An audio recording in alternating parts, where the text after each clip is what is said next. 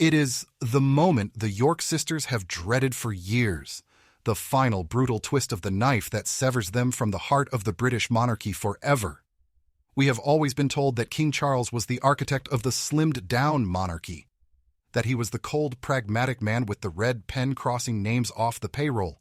But today, a report has exploded onto the scene that changes everything we thought we knew about the power dynamics in Windsor. It turns out the executioner is not the king. It is not even the heir. It is the Princess of Wales. Behind the smiles, behind the perfect blowouts, and behind the children's princess persona, Catherine has reportedly made a decision that is as ruthless as it is necessary. She has looked at the balance sheet, she has looked at the reputation of the crown, and she has decided that Princess Beatrice and Princess Eugenie are simply too expensive, too risky, and too close to the toxic elements of the family to be saved. The velvet gloves are off, and the iron fist of the future queen is coming down. This isn't just a budget cut, it is a purge.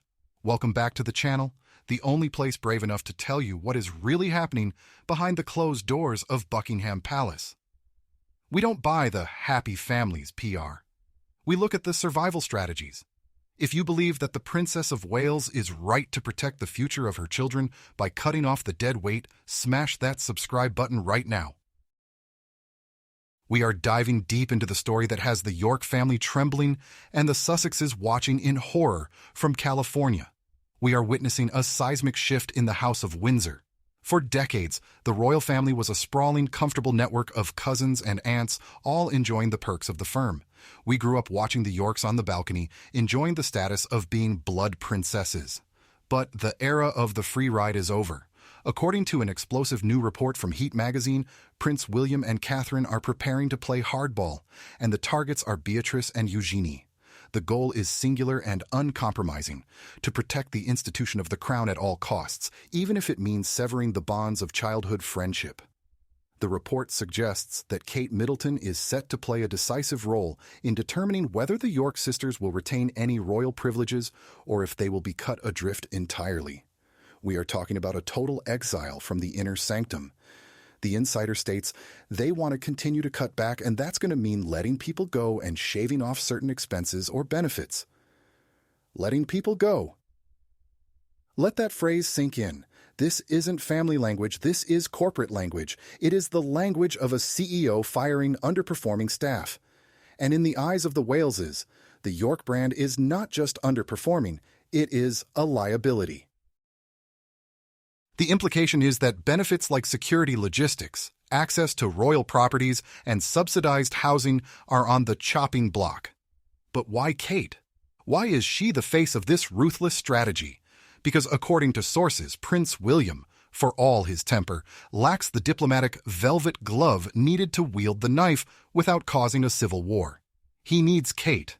The report highlights a side of Catherine we rarely discuss, her steeliness. The source says she is nobody's pushover and is not afraid to make firm decisions when needed. She sees it as her duty to stay strong for the monarchy.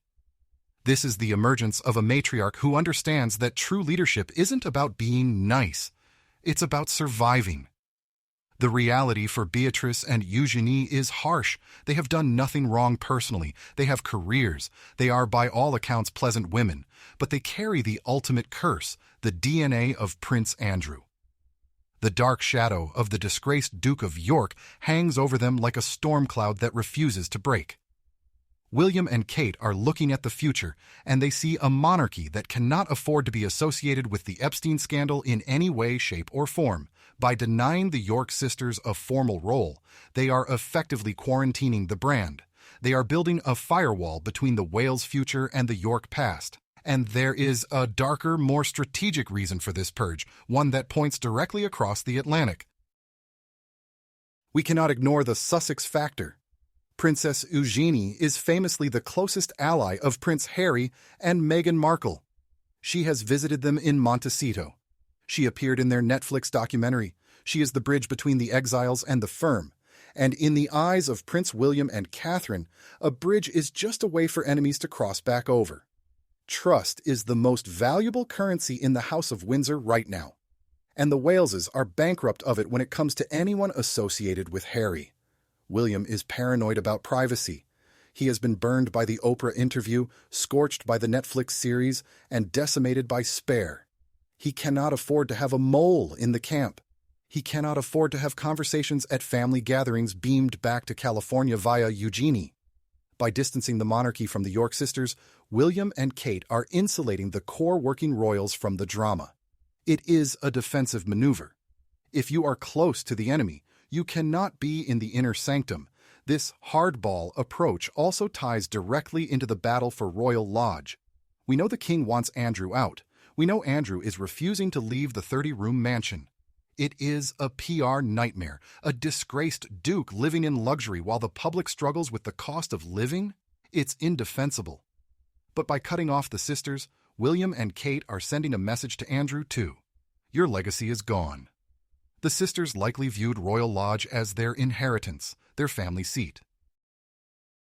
By pushing to evict Andrew and marginalizing his daughters, the Waleses are stripping the Yorks of their assets and their status. It is a total dismantling of a rival court. Kate's role in this is fascinating. She is the good cop to William's bad cop, but she is signing the warrants. The insider says William is relieved to have Kate by his side for this unpleasantness. She can frame it as protecting the institution rather than rejecting the cousins. But the outcome is the same. The York sisters are being pushed to the periphery. They are being told that despite being the Queen's granddaughters, they are too expensive and too risky for the modern brand. Imagine the pain of that realization. Beatrice and Eugenie grew up with William. They vacationed together. They thought they were part of the core team.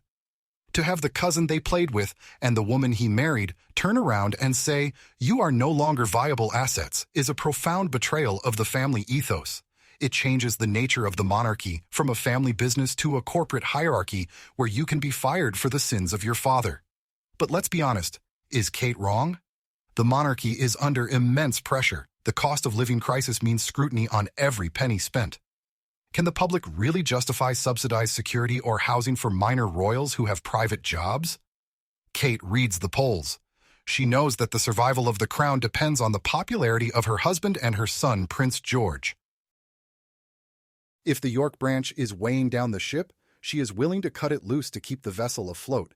It is a lesson she likely learned from the late Queen herself. The crown must win. Always. The timeline is also crucial. Kate has just faced her own mortality with her cancer diagnosis. Experiences like that clarify your priorities. It strips away the noise. For Kate, the priority is clear: a stable, secure, respected monarchy for her children.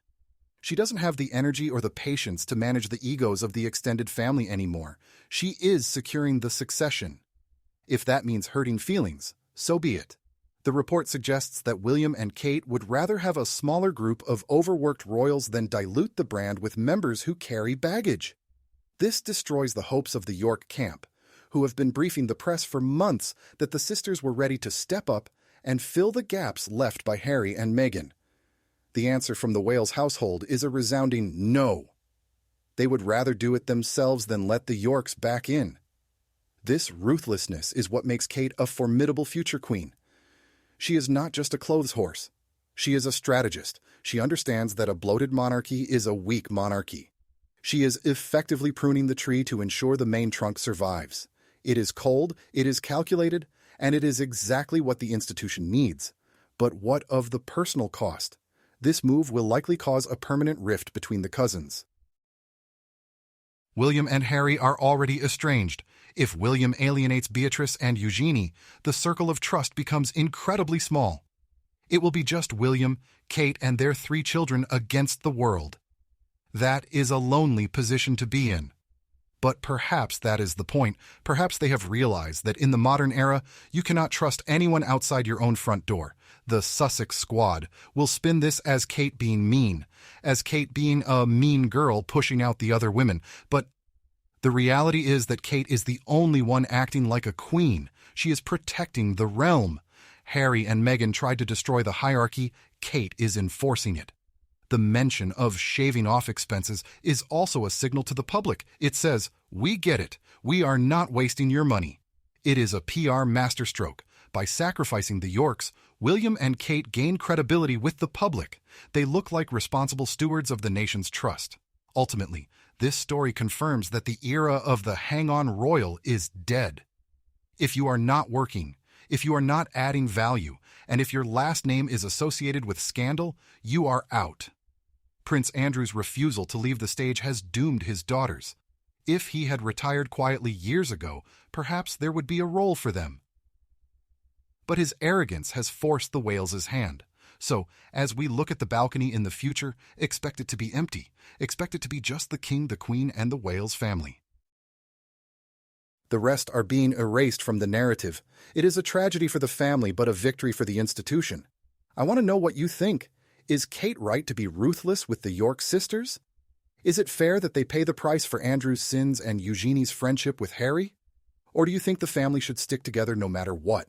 Let me know in the comments below. I read every single one of them.